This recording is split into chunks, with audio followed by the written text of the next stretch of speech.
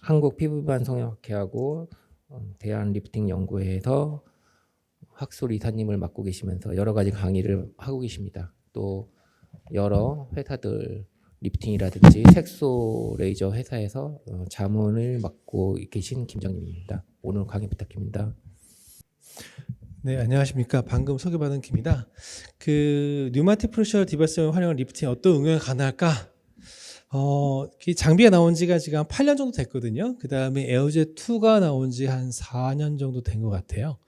근데 이제 평들은 되게 여러 가지가 많아요. 이게 리프팅이 될 것이냐부터 시작해서, 되긴 되는데, 효과가 너무 짧다. 이런 얘기도 있고요. 다양한 얘기 있는데, 사실 이게 시술이 어렵습니다. 그래서 쉽지는 않아요. 그런데 이제 잘 하게 되면, 상당히 롱텀으로 유지가 잘 됩니다. 근데 이제 구현하기는 조금 쉽지는 않은 장비예요. 이게 왜 그러냐면은 운동 에너지를 사용하는 장비거든요. 운동 에너지. 그러면 우리가, 서론은 약간 긴데, 왜냐하면 새로운 내용이 많지는 않아서 그래요. 그래서 어떻게 보면 서론이 제일 중요하다 할 수 있죠. 우리가 빛이 있으라 쫙 해도 하느님이 아니잖아요. 제가 빛이 안 나갑니다. 손에서요. 에너지가 안 나가요. 그 다음에 제가 전기 뱀장은 아니에요. 그래서 RF 에너지, 전기 에너지 제가 빠직 하고서 할 수도 없어요. 이런 것들은 모듈이 장비에서 나갑니다. 제 몸에서 나가는 게 아니잖아요. 그러면 일단 장비를 사는 순간 최소한 30에서 50% 정도는 먹고 들어갑니다. 일반 프로토콜이 있고 그 다음에 이제 조합하고 경험이 쌓이면서 올라갈 수 있는 한계가 있는데 그래도 기본적으로 50% 정도는 장비를 사면 먹고 들어간다 보면 돼요. 왜냐하면 의사 몸에서 에너지가 나가는 게 아니니까. 그런데 이 장비는 운동 에너지입니다. 운동 에너지를 이용한 리프팅의 특성은 좀 다른 장비와 좀 달라요. 저는 이제 뭐라고 얘기하냐면은, 고객한테 뭐라고 하냐면은, 이거를 사는 거는 골프채에 채를 산 거와 똑같다고 얘기를 해요. 당구를 치면은 당구채 산 거예요. 그러면은 큐거리부터 시작해가지고, 예술구 칠 때까지는 굉장히 갭이 큽니다. 그 다음에 드라이버 채를 산다고 해서 우리가 드라이버 날릴 수 있는 게 아니죠. 그래서 실제로 이거를 리프팅에 응용해서 실제로 결과를 보려면은, 수련 기간이 사실 한 1, 2년 정도 걸려요. 근데 이제 저 같은 경우에는 솔직히 말씀드리면 에어젯 1 할 때는 장비를 고를 때 5대 중에 1대를 골랐어요. 실제로 말씀드리면 그렇습니다. 왜냐하면 4대가 제 손에는 리프팅이 잘 안 됐어요. 그 다음에 에어젯 2를 업그레이드를 할 때 제가 한 10대 중에 1대를 고른 것 같아요. 솔직히 말하면은 신제품이 나올 때 그때 당시 이벤트가 뭐였냐면은 제가 이제 에어젯 1과 2가 이제 있는데 에어젯 2가 되고 나서 발사 속도가 훨씬 더 늘었거든요. 그러면 리프팅 효과는 커집니다. 근데 에어젯 1에서 2가 되면서 무게 배분이 상당히 많이 좋아졌어요. 그러면은 에어젯 1 같은 경우에는 반동이 큽니다. 그러면 반동을 손에서 감을 있어서 반동을 제어해서 끝까지 꽂아 넣어야지 리프팅이 되거든요. 그런데 이제 그렇게 되면 원샷 할 때 느낌이 와요. 이게 리프팅이 제대로 됐나 안 됐나. 한 샷마다 느낌이 와야 돼요. 근데 오는데 에어젯 2고 되니까 무게 배분이 잘 되는지 반동이 안 오더라고. 그러면은 실제로 발사 속도가 증가했기 때문에 리프팅 효과는 되게 좋은데 한 50샷, 100샷 쏘다 보면 저도 까먹어요.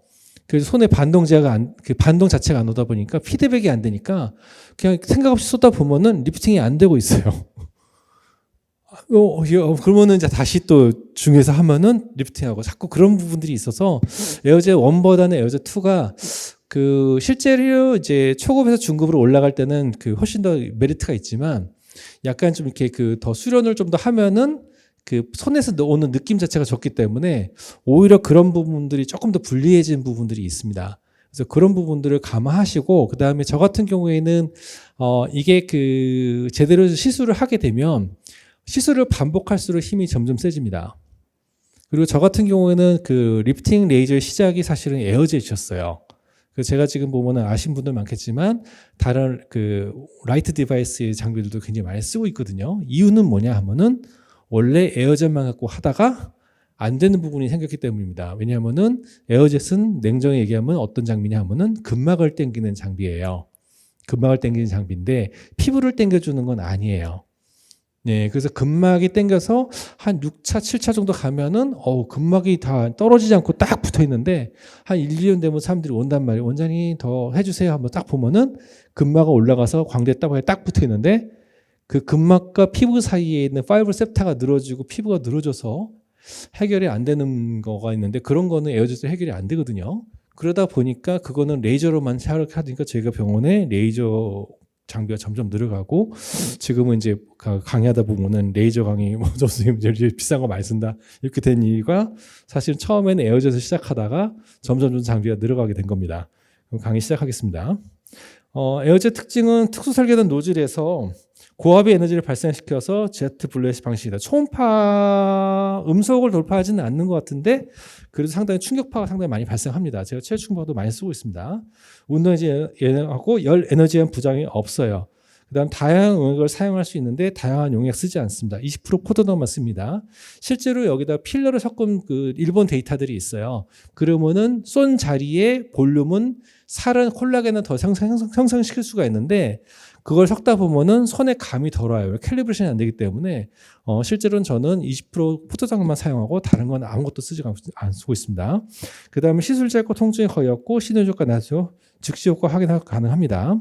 그래서 저 같은 경우는 실제로 올리면은 거울을 보면서 그 자리에서 올라가고 확인하라고 그래요. 네, 그렇게 해가지고 고객들을 만족시키고 이제 반복해서 시술을 하고 있습니다. 장비는 이렇게 핸드피스 생겼고요. 이건 로컬 이펙트죠. 젯 블렛이 들어가서 이 부분을 탁 찢으면은 이제 여기 부분에 이제 살이 찬다. 이거는 로컬 이펙트고 실제로는 저는 롱턴 이펙트, 롱레인지 리피팅을 해서 이 장비를 쓰고 있습니다.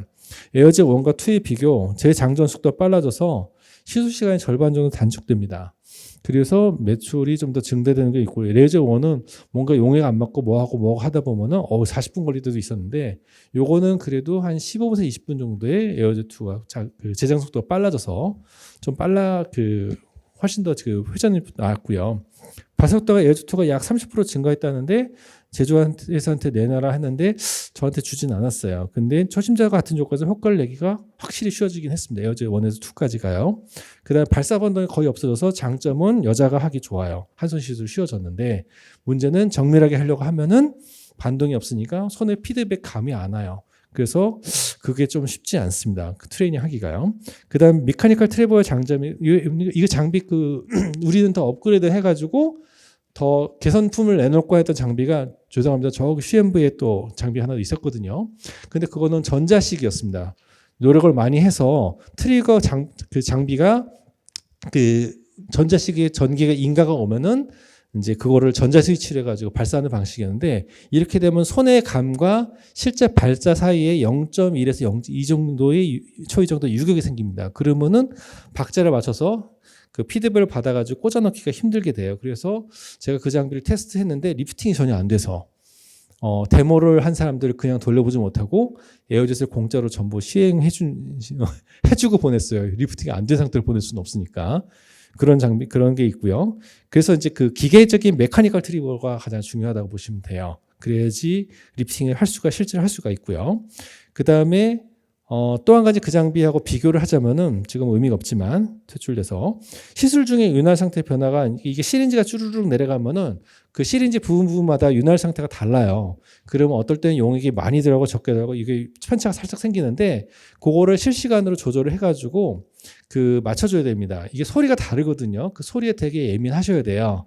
그런데 어떤 카피 장비는 용액 레벨을 하려면은 나갔다가 다시 재장전 해가지고 용액 레벨 바꾼 다음에 다시 재장전 하거든요. 그러면은 그때 재장전 될 때 다시 용액 필링 레벨이 또 달라지니까 도저히 시술이 하기가 어렵더라고요.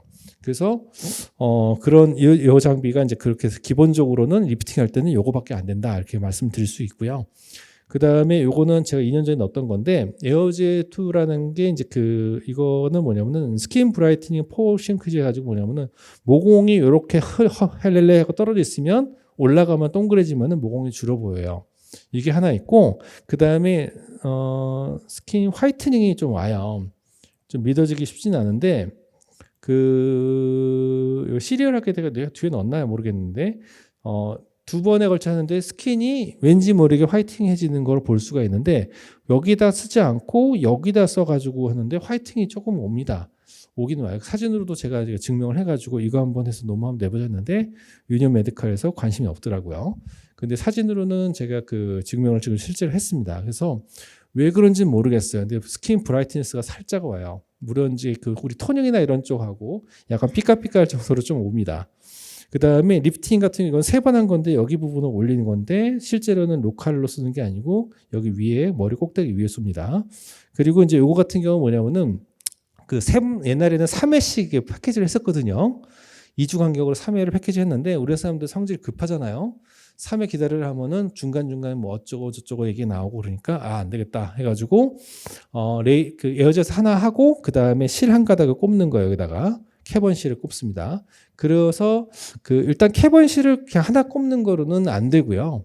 리프팅을 먼저 시켜 놓은 다음에 그 플랜을 따라 가지고 정확히 하나 꽂아 놓으면은 이게 2번 내지 3번 하고 동등 효과를 가끔 보더라고요. 그래가지고 저희가 이제 한 3년 전부터는 에어젯과 캐버실 리프팅을 병합해서 그 볼 리프팅을 저희가 많이 해서 하고 있었습니다.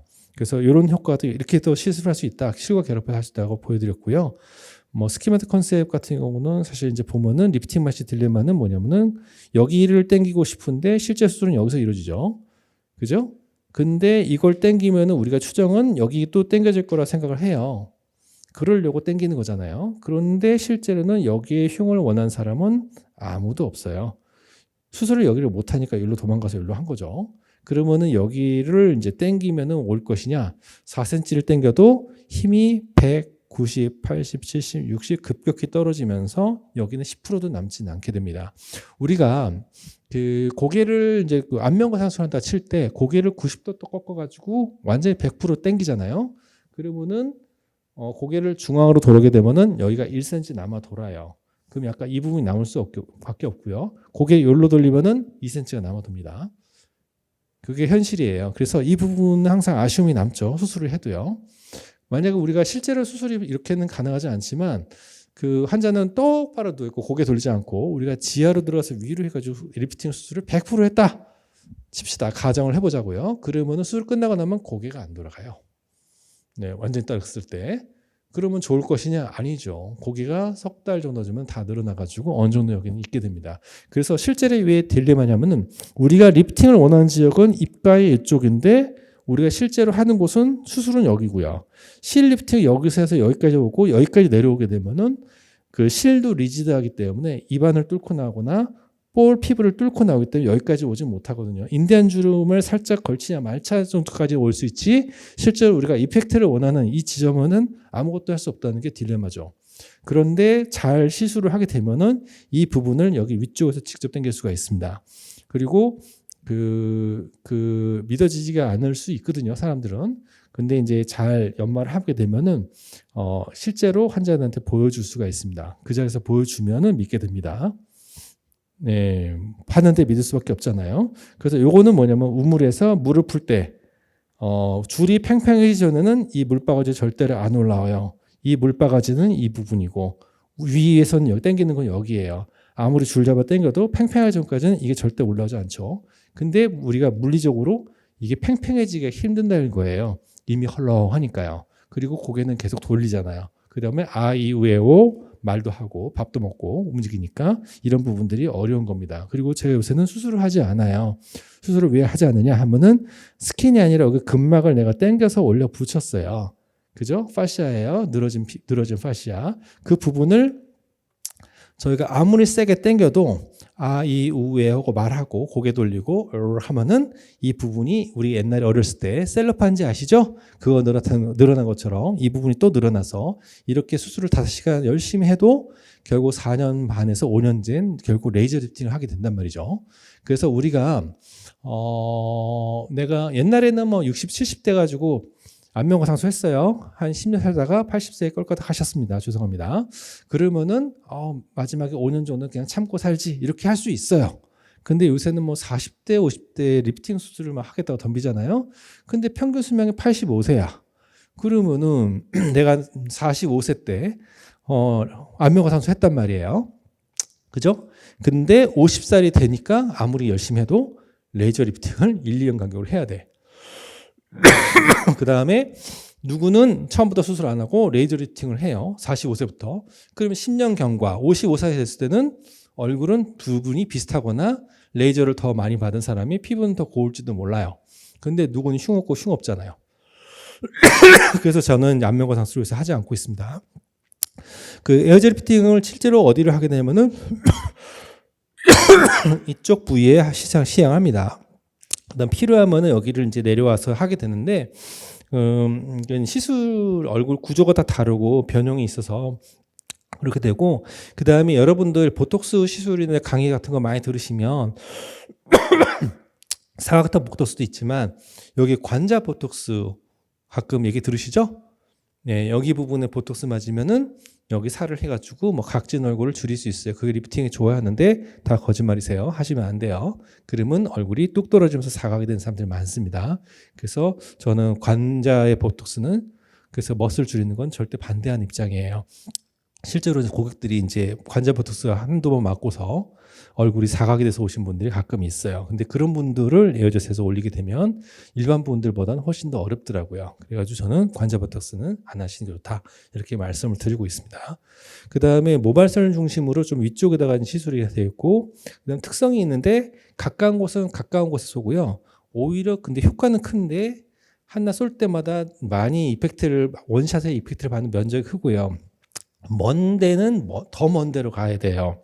근데 효과가 좀 작아서 이런 경우가 모여가지고 충분한 힘을 발생시키려면은 노력을 좀 많이 하셔야 됩니다. 리프팅의 저가 침투 깊이는 무조건 깊은 게 제일 좋아요. 네, 깊으면은 되고요.